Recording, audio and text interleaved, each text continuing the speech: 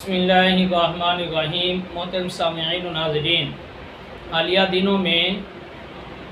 دیوبندی مفتی طارق مسعود پر قرآن مجید اور نبی کریم صلی اللہ علیہ وسلم کے متعلق گفتگو پر شرعی پکڑ کی گئی۔ علماء کے کہنے پر اس نے اپنی غلطی سے توبہ کی اور رجوع کیا۔ اب اس کے بعد معاملہ تو یہ ہونا چاہیے تھا کہ وہ توبہ کرنے کے بعد اس معاملے کو چھوڑ دیتا، لیکن اس نے اب 1-2 دن پہلے ایک ویڈیو اپلوڈ کی جس کے اندر اس نے اس چیز کا دفاع کیا۔ اب اس پر ہمارا کہنا یہ ہے کہ اگر آپ نے اپنا دفاع کرنا تھا تو آپ توبہ ہی نہ کرتے، آپ اپنا دفاع کرتے، اپنے دلائل پیش کرتے، اور جب آپ مطمئن ہو جاتے پھر آپ توبہ کر لیتے، کیونکہ دفاع کر کے آپ نے اپنی توبہ کے متعلق گویا کہ یہ بتایا کہ وہ توبہ تو لوگوں کے کہنے پر کر دی تھی، ورنہ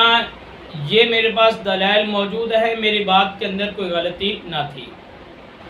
اس کے اندر جو دلائل دیے ہم اس کا مختصر جواب جو ہے آپ کے سامنے رکھتے ہیں۔ انہوں نے جوابات جو دیے اس کے اندر مختلف قسم کے حوالہ جات پیش کیے اور یہ بتانے کی کوشش کی کہ جس طرح میں نے یہ بات کی ہے، یہ بات امت کے اکابرین سے بھی صادر ہے، فلاں فلاں سے منقول ہے، تو جو حکم مجھ پر لگایا جا رہا ہے ان پر لگایا جائے۔ تو اس پر ہمارا سوال یہ ہے کہ آپ یہ بتائیں کہ آپ نے جب اپنے الفاظ کو قابل توبہ سمجھ کر اس سے توبہ کی، اب یہ الفاظ آپ اگر اکابرین امت سے دکھائیں گے تو آپ کے نزدیک ان کے الفاظ بھی قابل توبہ ہیں؟ اگر قابل توبہ نہیں تو پھر آپ کے اور ان کے الفاظ کے اندر فرق ہوگا، اور اگر ان کے الفاظ قابل توبہ ہیں تو گویا کہ آپ امت کے اکابرین پر یہ حکم لگا رہے ہیں کہ ان کے الفاظ وہ قابل توبہ تھے اور انہیں توبہ کرنی چاہیے تھی۔ اب ان کے جس چیز کے انہوں نے حوالہ جات پیش کیے ان کے اندر سب سے مرکزی حوالہ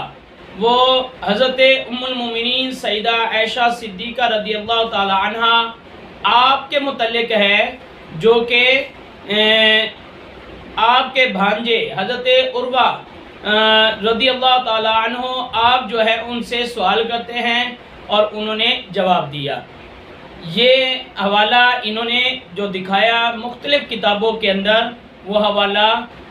بتایا گیا۔ اس کے اندر ایک کتاب تفسیر قرطبی ہے، یہ آپ کے سامنے تفسیر قرطبی ہے۔ اس تفسیر قرطبی کی یہ 6ٹھی جلد ہے۔ اس جلد کے اندر یہ چیز موجود ہے، جو روایت انہوں نے پیش کی یہ یہاں موجود ہے، اور اس کے اندر وہی الفاظ ہیں جو یہ کہہ رہے ہیں یبن اخی الکتاب اخطاؤ، کہ کاتبین نے اس کے اندر خطا کی ہے۔ اور اس کے بعد یہ روایت ہیں، آگے بھی ایک روایت موجود ہے ابان بن عثمان کی، اور اس کے بعد آگے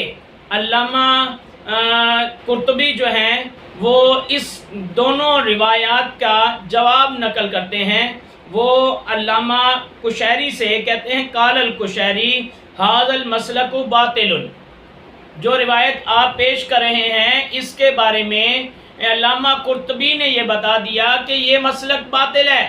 جس راہ پر مفتی صاحب آپ چل رہے ہیں وہ راہ باطل ہے۔ یہ یہاں جو ہے علامہ قرطبی نے بیان کیا ہے، اور یہی چیز علامہ جلال الدین السیوطی نے یہی روایت در منصور کے اندر بھی ذکر کی، اور یہی روایت جو ہے الاتقان کے اندر بھی ذکر کی۔ اور الاتقان کے حوالے سے جب اس کو آپ نے وہاں لگایا تو وہاں آپ نے ساتھ یہ بھی لگایا کہ علی شرط الشیخین، شیخین کے شرط پر اس کی اسناد صحیح ہے۔ اب ذرا ہم الاتقان کو دیکھتے ہیں اور اس کے بعد اس روایت پر ہم جو حکم ہوگا وہ سارا بیان کرتے ہیں۔ یہ آپ کے سامنے الاتقان ہے۔ الاتقان اس کی جلد نمبر 1 ہے۔ اب اس کے اندر یہ بیان کرتے ہیں، یہ صفحہ نمبر اس کا 546 ہے۔ 546 صفحہ پر یہ تنبیہات کا عنوان دیا گیا ہے اور اس میں 3 چیزیں انہوں نے بیان کی ہیں، الاول، الثانی، الثالث۔ ثالث کے اندر وہ روایت موجود ہے جو روایت انہوں نے پیش کی۔ اس کے اندر حدثنا ابو معاویہ عن ہشام ابن عروہ عن ابیہ قال سألت عائشہ، یہاں جو ہے یہ سند ہے اور اس کے بعد حضرت ام المومنین سیدہ عائشہ صدیقہ رضی اللہ تعالی عنہ سے سوال ہے، تو ان کا جواب جو ہے وہ یہی ہے، فقالت یا ابن اخی، اے میرے بھائی کے بیٹے یا بھانجے، ان کے بھانجے لگتے تھے تو یہاں اخی کے الفاظ ہیں اس لیے بھائی کے بیٹے کہہ رہے ہیں۔ تو ھذا عمل الکتاب، یہ کاتبین کا کام ہے کہ اخطؤ فی الکتاب، انہوں نے کتاب کے اندر خطا کی ہے، غلطی کی ہے۔ اب یہ روایت آپ پیش کر رہے ہیں اور اس کے آگے جو جملہ لکھا ہوا ہے ھذا اسناد صحیح علی شرط الشیخین، آپ نے اس کو ہائی لائٹ بھی کیا اور یہ دکھایا، یہ کوشش کی کہ یہ بالکل درست ہے، یہ ہم جو ہے جو پیش کر رہے ہیں یہ شیخین کی شرط پر ہے، لیکن اس کے اندر جو تحقیق لگی تھی وہ آپ نے نہیں پڑھی۔ اور اس کے علاوہ یہ کتاب کے اندر سے تنبیہات کے تحت یہ چیز تھی، اس کے اندر حضرت نے اشکالات پیش کیے تھے اور خود حضرت جو ہے آگے عنوان دے رہے ہیں وَهَذِهِ الْآثَارُ مُشْكِلَةٌ، یہ اشکال والے یہ آثار ہیں اور ان کا جواب جو ہے وہ خود علامہ نے آگے دیا ہوا ہے۔ حضرت فرماتے ہیں وَقَدْ أَجَابَ الْعُلَمَاءَ عَنْ ذَلِكَ بِثَلَاثِ أَجْوِبَةٍ، یہاں جو ہے 3 طرح کے جوابات علماء نے دیے ہیں۔ آپ نے خیانت یہ کی، آپ نے صرف یہ جو روایت تھی جو آپ کا جو ہے وہ دفاع بنتا تھا، آپ کے کام کی تھی، وہ آپ نے روایت پڑھ لی، وہ اشکال کے طور پر ذکر کی گئی تھی، اس کو علامہ نے یہاں جو ہے موقف کے طور پر ذکر نہیں کیا تھا، موقف کے طور پر علماء کے جوابات ہیں، آپ وہ جوابات ہڑپ کر گئے، وہ جوابات آپ نے ذکر نہیں کیے تو آپ نے اس کے اندر خیانت سے کام لیا ہے۔ یہ کتاب تو آپ نے اس سے حوالہ تو پیش کر دیا، اس کے اندر لکھی ہوئی یہ عبارت تو آپ کو نظر آ گئی کہ ھذا اسناد صحیح علی شرط الشیخین، لیکن آپ کو تحقیق کی توفیق نہ ہوئی، یا کم از کم آپ اس کا کوئی نسخہ محققہ ہی اٹھا لیتے جس پر کسی محقق نے تحقیق کی ہوتی اور پھر آپ اس کو سامنے رکھ کر آپ دیکھتے کہ اس روایت کا حکم کیا ہے اور یہ روایت صحیح ہے یا نہیں۔ یہ نسخہ جو ہمارے پاس موجود ہے، اس نسخہ پر تحقیق کی گئی ہے علامہ حامد احمد الطاہر، یہ ان کی جو ہے تحقیق اس پر لگی ہوئی ہے اور اس میں یہ لکھتے ہیں قلتو، میں کہتا ہوں وروایت ابی معاویہ الدریر، ابو معاویہ الدریر کی روایت جو ہے وہ مرسلہ ہوتی ہیں، وہ روایت جو ہے مرسل ہوتی ہے، اس کے اندر ارسال ہوتا ہے اور اس کا حوالہ بھی انہوں نے دیا کہ تاریخ کبیر کے اندر اسی طرح ہے کہ ان کی جو روایت ہے وہ مرسل ہے، اور ساتھ ساتھ یہ بھی کہتے ہیں کہ انہیں متہم بالتدلیس بھی ہیں، تو ان کی حدیث کے اندر اضطراب بھی پایا گیا، ارسال بھی پایا گیا اور اس کے اندر جو ہے تدلیس بھی پائی جاتی ہے۔ آپ ذرا غور کریں اسی روایت کو جو ہے اس کی تحقیق پہ آپ دیکھیں تنزیہ القرآن جو عن دعاوی المبتلین، اس کے جو ہے تحت یہاں یہ حدیث بھی ذکر کی گئی ہے اور اس حدیث کو ذکر کرنے کے بعد اس کے متعلق یہاں کچھ کلام بھی کیا گیا ہے، اس پر جرح بھی کی گئی ہے، اس کی سند پر آپ غور کریں، دیکھیں یہاں لکھا ہوا ہے فَهَذَا الْخَبْرُ لَا يَصِحُّ سَنَدًا، یہ خبر سندن صحیح نہیں ہے، وَهُوَ مُنْكَرٌ مَتَنًا، متن کے اعتبار سے منکر ہے، اور اس کے بعد اگلے صفحہ پر اس چیز کو بالکل انہوں نے واضح طور پر اس کے اندر بیان کر دیا کہ اس کی سند کے اندر کیسے ضعف پایا جا رہا ہے اور کیسے اس کے اندر جو ہے وہ سکم موجود ہے۔ اب دیکھیں کہ اس کے اندر یہ سکم کے اندر پہلی بات یہ ہے کہ اعمش کے علاوہ اگر یہ روایت کرتے ہیں تو ان کی روایت مضطرب ہوتی ہے۔ امام ذہبی میزان الاعتدال کے اندر اس چیز کو بیان کرتے ہیں، یعنی امام ذہبی کے نزدیک ان کی روایت اعمش کے علاوہ، اب یہاں ہشام سے کر رہے ہیں، ہشام بن عروہ سے، تو اعمش کے علاوہ سے روایت کر رہے ہیں، تو لہذا اس کے اندر ایک چیز کیا اضطراب پایا گیا۔ اس کے بعد دوسرا آگے نیچے لکھا ہوا ہے کہ ان کا حافظہ بھی ٹھیک نہ تھا، تو دوسری وجہ اس کے اندر ان کے حافظے کی بھی پائی گئی۔ اس کے بعد تیسرے نمبر پر اس کے اندر یہ بھی موجود ہیں کہ یہ ہشام بن عروہ پر خطا کر جاتے تھے، ہشام بن عروہ سے جب یہ روایت کریں گے تو اس کے اندر خطا کریں گے۔ اور اس کے بعد چوتھے نمبر پر یہ بھی لکھا ہوا ہے کہ یعقوب بن شیبہ جو ہے انہوں نے اس پر تدلیس کا قول کیا ہے، لہذا ان کی روایت جو ہے وہ مدلس ہے۔ مدلس شخص جو ہے اس کی روایت جب تک حدثنا اور اس طرح کے الفاظ سے صراحت نہیں کرتا تو اس وقت تک قبول نہیں ہوتی، اور یہ مدلس جو ہے یہ ان سے روایت کر رہے ہیں، ان ہشام بن عروہ تھا، تو لہذا یہ قبول نہیں ہوگی۔ اور پانچویں نمبر پر یہی تاریخ کبیر کے حوالے سے یہ بتایا گیا کہ ان کی روایت جو ہے اس کے اندر ارسال ہوتا ہے۔ اور چھٹے نمبر پر یہ چیز موجود ہے کہ یہ قد اشتہر عنہ الغلو، یہ غلو میں مشہور تھے، ان سے مشہور ہے غلو، اور آگے غلو کی جو ہے تفسیر کی ہوئی ہے اے غلو التشیع، یعنی یہ غالی شیعہ تھا، اور اس نے غالی شیعہ ہونے کے ناطے حضرت ام المومنین سیدہ عائشہ صدیقہ رضی اللہ تعالی عنہ ان پر بہتان باندھا ہے۔ جب سیدہ عائشہ صدیقہ رضی اللہ تعالی عنہ ان پر اس نے بہتان باندھا تو ان کی طرف یہ منسوب کیا کہ انہوں نے یہ قول کیا ہے کہ اس کے اندر قرآن مجید کے اندر کاتبین سے خطا ہوئی، تو وہ دراصل شیعوں کا عقیدہ ہے قرآن مجید کے اندر تحریف کا، اور آپ اس کو اپنی دلیل بنا رہے ہیں، اور ہمیں یہ کہتے ہیں کہ کیا آپ سیدہ عائشہ کو بھی معاف نہیں کریں گے؟ یہاں بھی میں یہ کہوں گا کہ کیا آپ سیدہ عائشہ کو بھی معاف نہیں کرو گے؟ آپ یہ کہو گے انہوں نے معاذ اللہ دعویٰ کیا کہ قرآن میں تحریف ہوئی ہے، قرآن کو غلط لکھا گیا ہے۔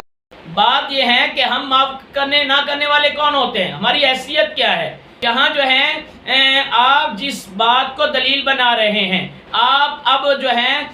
اپنی بات سے پہلے آپ نے توبہ کی، یعنی قابل توبہ آپ نے اس کو قرار دیا، اب وہی بات سیدہ عائشہ صدیقہ رضی اللہ تعالی عنہ ان سے ثابت کر رہے ہیں، تو اس کا مطلب ہے آپ ان کی بات پر بھی یہ حکم لگا رہے ہیں کہ ان کی بات قابل توبہ ہے، انہیں اس پر توبہ کرنی چاہیے تھی، تو گویا کہ آپ سیدہ ام المومنین ان پر بھی بہتان لگا رہے ہیں۔ آپ اپنے اداؤں پر غور کریں کہ ایک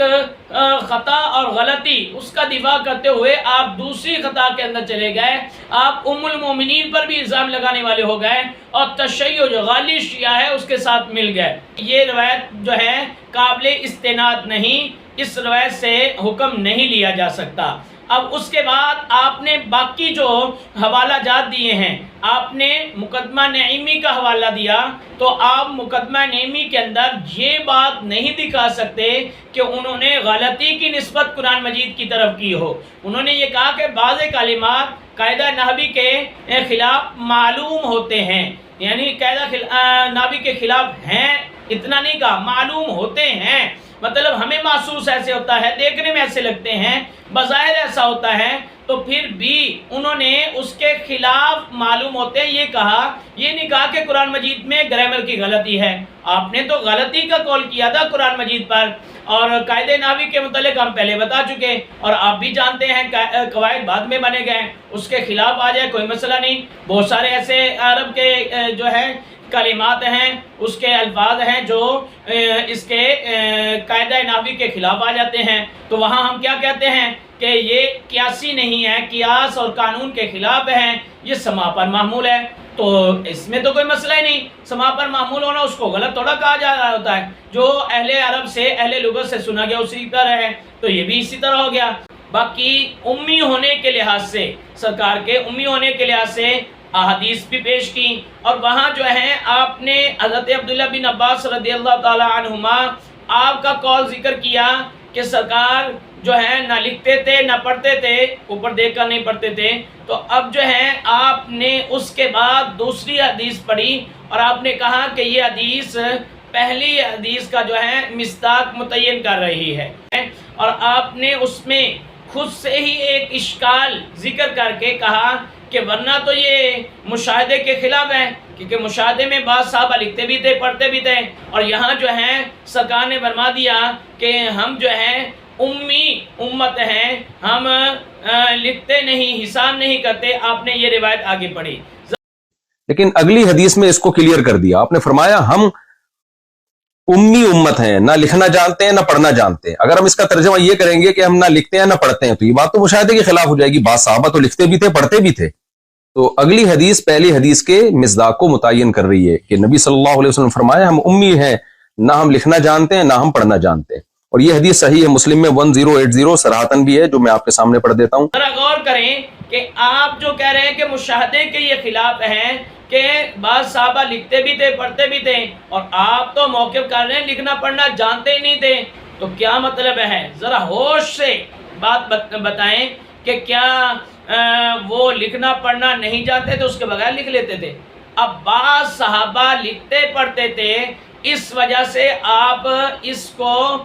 جو ہے لا نکتبو کے خلاف سمجھ رہے ہیں، اور لکھنا پڑھنا نہ جاننا اس سے آپ لے رہے ہیں، وہ اس سے بھی پہلے کی بات ہے۔ پہلے بندہ لکھنا پڑھنا جانتا ہوتا ہے، پھر لکھنا پڑھتا ہوتا ہے۔ یہ کیا کہ آپ ایک چیز کا اس بات مان رہے ہیں اور جو اس سے مقدم چیز ہے اس کے آپ نفی کر رہے ہیں کہ لکھنا پڑھنا جانتے ہی نہیں تھے۔ سرکار کی حدیث سے بھی آپ نے یہی مفہوم لیا کہ ہم لکھنے پڑھنا جانتے ہی نہیں ہیں، کہ ہم امی قوم ہیں، لکھنے سے اور حساب کرنے سے ہمیں شغف نہیں ہے، یہ ہماری مشغولیت نہیں ہے۔ اب اگر کہتے ہیں ہم لکھتے ہی نہیں ہیں، اس کا یہ مطلب ہے، تو وہی تو سرکار نے باقاعدگی سے لکھوائی ہے، اہتمام سے لکھوائی ہے، آپ خود اس چیز کو تسلیم کرتے ہیں۔ سرکار صحابہ کو بلا کے آپ جب بھی وحی نازل ہوتی تو آپ لکھواتے تھے، تو اس کا کیا مطلب ہے کہ جب ہم لکھتے ہی نہیں ہیں، ہمیں لکھنے سے جو ہے کام ہی نہیں ہے، تو پھر وحی کیوں لکھوائی جا رہی ہے؟ تو پھر یہ تو اس جو ہے وحی لکھوانا، یہ فعل اس حدیث کے خلاف آ رہا ہے، پھر تو مشاہدے کے یہ سب سے بڑی بات خلاف آ رہی ہے۔ تو اس روایت کا درست مطلب یہ ہے کہ ہم جو شرعی احکام ہیں وہ کسی چیز کے لکھنے سے، اس کے حساب کرنے سے جو نتیجہ نکلتا ہے،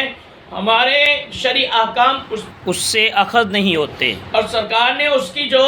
آگے مثال پیش کی، اور جس موقع پر آپ نے بتایا کہ چاند کے دیکھنے کے حوالے سے اور مہینے کے 29 یا 30 کے ہونے کے حوالے سے آپ نے گفتگو کی، تو اس کے اندر آپ غور کریں تو بات بالکل واضح ہو جاتی ہے کہ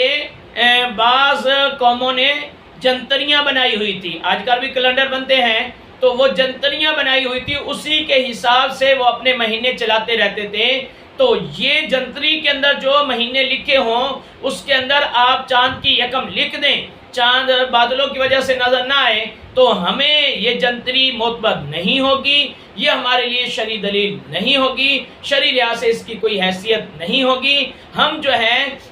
اس حساب کتاب، یہ جو حساب کتاب کر کے جنتریاں بنائی جاتی ہیں، یا اس کو دوسرے الفاظ میں کہیں کہ چاند کی عمر دیکھ کے، چاند کی منازل جو ہے اس کا حساب کر کے، چاند کی کب پیدائش ہو رہی ہے اور کب یوم رویت بن رہا ہے، اس وقت کتنی عمر ہوگی، چاند کتنے زاویے پر ہوگا، اور چاند نظر آئے گا یا نہیں آئے گا، تو یہ جو سارا حساب کتاب ہے، اس حساب کتاب کی شرعاً کوئی حیثیت نہیں۔ سرکار اس کا انکار کر رہے ہیں، سرکار اس کے بارے میں فرما رہے ہیں ہم امیہ امت ہیں، ہمیں جو ہے اس حساب کتاب سے ہمیں کوئی تعلق نہیں ہے، ہم گن کے دنوں کو اور چاند کی منزلوں کو گن کے ہم کوئی جنتری بنا کے اس کے مطابق اپنے جو ہے معمولات چلائیں، ہم عبادات کو رمضان مبارک شروع کریں، عید کریں، قربانی کریں، ہم اس کے مطابق چلائیں، تو یہ نہیں ہے، شرعی احکام اس پر لاگو نہیں ہوتے۔ اب یہ دیکھیں کہ سرکار کا منشا کیا ہے، حدیث کا مصداق کیا ہے، اور آپ کہاں پیش کر رہے ہیں اور کیا مفہوم لے رہے ہیں، وہ مفہوم آپ کا بالکل غلط ہے، وہ مفہوم نہیں لیا جا سکتا۔ اور اس کے بعد اگلی بات یہ ہے کہ آپ نے نبی کریم صلی اللہ علیہ وسلم کے امی ہونے کے حوالے سے جو گفتگو کی، اپنی گفتگو کو آپ درست ثابت کرنے کے لیے آپ نے چند حوالہ جات دیے۔ آپ نے جو ہے مظہر القرآن کا حوالہ دیا کہ یہاں بھی سرکار کے امی کا معنی کیا گیا ہے، اور اس کے بعد لکھا گیا ہے کہ آپ نے پڑھا نہیں ہے لیکن آپ نے بڑوں بڑوں کو پڑھا دیا ہے، آپ کا یہ کمال ہے۔ اور پھر اسی طرح آپ نے کنز الایمان اس کا ترجمہ اور اس پر حاشیہ خزائن العرفان کا جو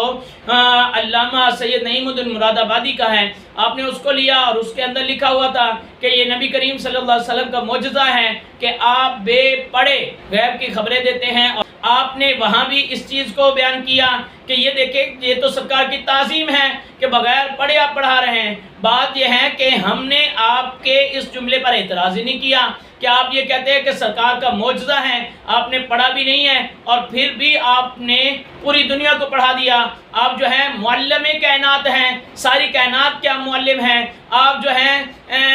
علوم اولین و آخرین کے جمع کرنے والے ہیں، آپ جامع ہیں علوم کے، تو یہ ساری چیزیں آپ کے کمالات میں ہیں، اس پر تو ہمیں اعتراض ہی نہیں ہے۔ ہمیں اعتراض یہ ہے کہ آپ نے یہ کہا کہ آپ امی تھے، آپ پڑھنا لکھنا نہیں جانتے تھے، اس وجہ سے قرآن مجید میں لکھنے والوں نے غلطی کی اور آپ کو پتہ نہ چلا۔ تو یہ تنقید کا پہلو ہے۔ یہ آپ جو بیان کر رہے ہیں کہ سرکار نے پڑھا نہیں اور پوری کائنات کو پڑھا دیا، بڑے بڑوں کو پڑھا دیا، تو آپ جو ہیں یہ آپ کا کمال ہے، تعظیم ہے، تو کمال اور تعظیم پر تو اعتراض ہی نہیں ہوا۔ جس چیز پر اعتراض ہوا ہے آپ اس کی بات کریں۔ آپ جتنی بھی دلیلیں دے رہے ہیں اس کے اندر آپ کے الفاظ نہیں ہیں، آپ نے خطا غلطی کا جو آپ نے جو ہے قول کیا تھا، اس قول کے مطابق آپ کوئی بھی عبارت پیش نہیں کر سکتے۔ ایک عبارت جو ہے اس میں خطا کے لفظ تھے، اخطاؤ فی الکتابات یا فی الکتاب، تو وہ بھی جو ہے سند کے لحاظ سے درست نہیں ٹھہری، اور جن کتابوں کے حوالے سے آپ نے اس کو دکھایا تھا ان کتابوں میں ان کا رد بھی لکھا ہوا ہے، آگے ان کا جواب بھی لکھا ہوا ہے۔ آپ نے اشکال کی جگہ پر تو اس کو اٹھا لیا، جو آگے جواب دیا گیا تھا اس کو آپ چھپا گیا، تو یہ بھی درست نہیں ہے، یہ آپ نے اس کے اندر خیانت کی ہے۔ تو اس کے بعد آپ نے ایک فوائد السالکین سے بھی عبارت پیش کی ہے، اور آپ یہ کہنا چاہتے ہیں کہ ان کی تعویل جب قابل قبول ہے تو میری بھی تعویل قابل قبول کر لیں۔ بات یہ ہے کہ فوائد السالکین تو معتبر کتاب ہی نہیں ہے، ہم تو اس کی تعویل کے قائل ہی نہیں ہیں۔ ہمارے یہاں جو ہے علامہ مفتی منیب الرحمان صاحب آپ کا فتویٰ آیا ہوا ہے، اور آپ فتویٰ دیکھیں، ہم نے تو تعویل کوئی نہیں کی، ہم تو سیدھا یہ چشتی رسول اللہ والا کلمہ کفر ہے اور اس کی کوئی تعویل نہیں کرتے۔ جہاں تک حضرت خواجہ معین الدین چشتی اجمیری رحمۃ اللہ علیہ آپ کی ذات کی بات ہے، تو ان پر یہ الزام آپ دو شرطوں سے ثابت کریں، اگر دو شرطیں وہاں پائی جاتی ہیں تو الزام ثابت ہو سکتا ہے اور اس پر فتویٰ لگ جائے گا۔ تو دو شرطیں یہ ہیں کہ ایک تو آپ ان سے یہ چیز صحیح سند سے ثابت کریں کہ انہوں نے یہ واقعہ جو بھی آپ بیان کر رہے ہیں ان سے یہ صادر ہوا صحیح سند سے۔ جو فوائد السالکین یہ معتبر کتاب نہیں ہے، اس پر ہماری ویڈیوز موجود ہیں، میرے چینل پر موجود ہیں، آپ ڈسکرپشن کے اندر اس کا لنک بھی لے لیں گے اور اس پر آپ جا کر سن سکتے ہیں کہ یہ ہمارے نزدیک معتبر نہیں ہے۔ اور دوسری بات جو ہے، دوسری شرط یہ ہے کہ یہ بحالت قائم ہوش و حواس ہو، جب ہوش و حواس قائم ہوں، انہوں نے یہ بات کہی ہو، پھر ان پر حکم لگے گا۔ اور یہاں آپ عبارت کے اندر خود پڑھ رہے ہیں کہ ان پر کیفیت طاری تھی، اب کون سی کیفیت تھی، کیا صورتحال تھی، ہوش و حواس میں تھے یا نہیں تھے، اس کا کوئی علم نہیں۔ لہذا یہ دو شرائط جب مفقود ہے تو ان پر حکم نہیں لگ سکتا، تعویل والی بات یہاں نہیں ہے۔ اور رہی یہ بات کہ آپ بار بار یہ کہہ رہے ہیں کہ میرے خلاف اکسایا جا رہا ہے. ہرگز آپ کے خلاف اکسایا نہیں جا رہا. ہم تو صرف جو ہے شرعی حکم بیان کر رہے ہیں. شرعی حکم یہ ہے، آپ کہہ رہے ہیں کہ یہ گستاخی نہیں بنتی. آپ ذرا فتاویٰ کو دیکھ لیں کہ قرآن مجید کو جو ایپ لگائے اس کے بارے میں کیا حکم ہے، نبی کریم صلی اللہ علیہ وسلم کی جو تنقید کرے اس کے بارے میں کیا حکم ہے، فتاویٰ کے اندر موجود ہے. اور جہاں تک یہ بات ہے کہ لوگوں کو اکسانے کی، تو ہرگز کسی نے بھی نہیں اکسایا. آپ جو کلپ دکھا رہے ہیں اس نے جوش خطابت کے اندر یہ کہا ہے کہ وہاں کوئی بندہ ایسا نہیں تھا جو یہ کر لیتا.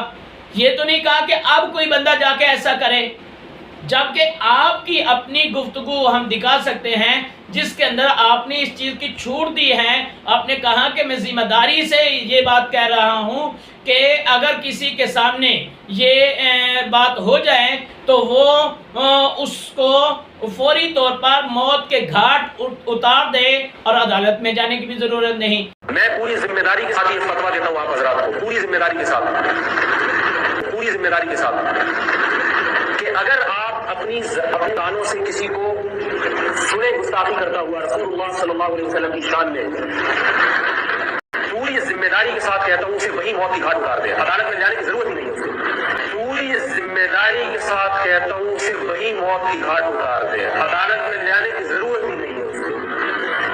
یہ تو آپ نے گفتگو کی ہوئی ہے، اور ہمارا یہ واضح موقف ہے کہ ہم کسی بھی غیر قانونی اقدام کے قائل نہیں ہیں. ہم ہمیشہ قانونی طریقہ کار کے حمایت کرنے والے ہیں اور اسی کے مطابق ہم کارروائی کا مطالبہ کرتے ہیں. اب آپ نے خود جو ہے اکابرین کے حوالے دیے، تو اب ذرا اپنے اکابرین کی طرف بھی دیکھیں. یہ فیض الباری بخاری شریف کی شرح ہے، یہ آپ کے اکابرین میں سے انور شاہ کشمیری ان کی لکھی ہوئی ہے. اور اس کے اندر آپ دیکھیں کہ قرآن مجید کے متعلق، تحریف کے متعلق وہ کیا کہہ رہے ہیں. وہ کہہ رہے ہیں کہ میرے نزدیک قرآن مجید کے اندر تحریف لفظی بھی ہے، ثابت شدہ ہے. تو جس سے یہ واضح ہوا کہ آپ معاذ اللہ قرآن مجید میں تحریف کا عقیدہ رکھتے ہیں. آپ کے اکابرین ان کا بھی یہی عقیدہ تھا، اور آپ اسی پر جو ہے اب دفاع کر رہے ہیں، آپ حوالے دے رہے ہیں.